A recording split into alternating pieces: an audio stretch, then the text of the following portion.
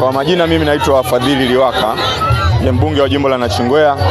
Leo tarehe 29 mwezi huu wa 4 2026 tumepata baraka ya kutembelewa na Mwenge wa Uhuru, na kwa bahati nzuri sana katika halmashauri ya wilaya ya Nachingwea tulikuwa na miradi 7. Tulikuwa na mradi wa bustani wa vijana, tulikuwa na mradi wa kituo cha afya, tulikuwa na mradi wa maji, tulikuwa na miradi ya madarasa na tulikuwa na miradi ya shule ya sekondari, ambapo kulikuwa na matumizi ya nishati safi ya kupikia kutumia gesi ambayo imeasisiwa na inasimamiwa vizuri na Rais wa Jamhuri ya Muungano wa Tanzania Dr. Samia Suluhu Hassan. Lakini sambamba na masuala yote ambayo Mwenge umeshuhudia na kuyafanyia kazi, moja ya changamoto ambayo tulikuwa tunakutana nayo huko tukiwa kwa wananchi, hata mimi nikiwa kwenye gari wakati nawasalimia wananchi wetu, walionyesha mahitaji makubwa ya barabara za ndani ambazo kwa sehemu kubwa zimeharibiwa na mvua zinazoendelea kunyesha.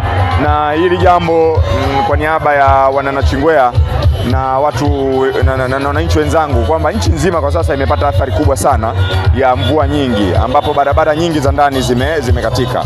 Kwa serikali inaendelea na jitihada, na tayari bungeni tumeshawasilisha hoja ya kuiomba serikali itenge fedha ya kutosha kwa ajili ya TARURA ili kuweza kujikwamua kutoka kwenye changamoto hii ya barabara ambazo zinashindwa kupitika. Tumeona maeneo ya Lionja, tumeona maeneo ya Kipara Mnelo, tumeona Mnelo Ngongo, na tumeona maeneo ya barabara za mitaa yetu ya hapa Nachingwea mjini. Lakini kubwa zaidi, wana Nachingwea, kama mtakumbuka, katika kipindi cha kampeni tulikuwa tunazungumza sana namna ya kuweza kujitegemea wenyewe kuhusiana na eneo la barabara. Ukiachana na mahitaji yetu makubwa ya barabara ya kutoka Nachingwea kwenda Masasi, bado tuna mahitaji makubwa ya barabara zetu za ndani.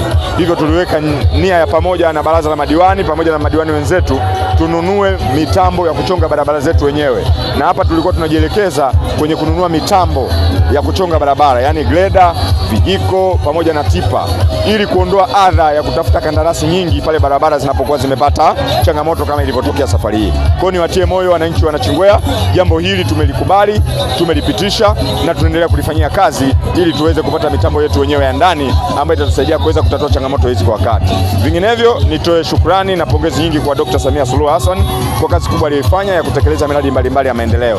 Lakini leo Mwenge wa Uhuru umekagua miradi yetu, lakini pia imetoa msisitizo kwenye eneo la vijana. Kama mnavyofahamu, kwa sasa nchi yetu, Mheshimiwa Rais ametoa kipaumbele kikubwa cha vijana ili waweze kupata nafasi ya kulitumikia taifa lao na kutoa michango yao kwenye platform mbalimbali. Kwa mfano, hapa tuko na platform inaitwa Vijana Platform ambayo iko chini ya ofisi ya Rais Maendeleo ya Vijana, ambapo dhumuni la platform hii ni kuhakikisha kwamba vijana wanakutana pamoja, wanazungumza mambo yao, wanatoa mawazo yao, wanatoa maoni yao. Na kazi kubwa serikali ya Jamhuri ya Muungano wa Tanzania ni kuzitatua changamoto za vijana kwa kadri inavyowezekana. Kwa hiyo vijana ni kipaumbele cha Mheshimiwa Rais, vijana ni kipaumbele cha taifa hili. Kwa hiyo ni jukumu letu sisi sote kuhakikisha kwamba vijana wanafikiwa. Na kiongozi wa mbio za Mwenge amezungumza vizuri sana, amesema tuache kuchukua masuala ya vijana kama changamoto, tuwachukue vijana kama fursa.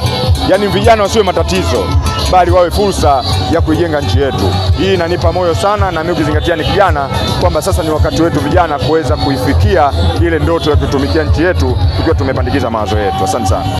Kwa maendeleo ya sekta ya utalii na huduma za hoteli nchini, Parrot Hotel iliyopo Kaloleni katikati ya jiji la Arusha ni fahari ya Tanzania. Ina bwawa la kisasa la kuogelea na kupumzika kwa watu wa rika zote, mapokezi yenye ubora. Hapa utapata kahawa safi na vinywaji baridi vya kila aina, lifti za kisasa za kupeleka kwenye floor 13 zenye vyumba zaidi ya 100, vyumba vya kulala vyenye mazingira salama na tulivu, vyenye joto la upendo na baridi ya starehe, kumbi za mikutano zenye vifaa vya kisasa, mazungumzo ya kitaifa na kimataifa, sehemu nadhifu ya chakula yenye kuleta hamu, vyakula vyenye viwango vya ubora wa afya. Baada ya uchovu wa kutwa nzima, kuna baa ya kipekee kwa jioni yako ya kukumbukwa. Karibu Parrot Hotel kuonja ladha mpya ya maisha.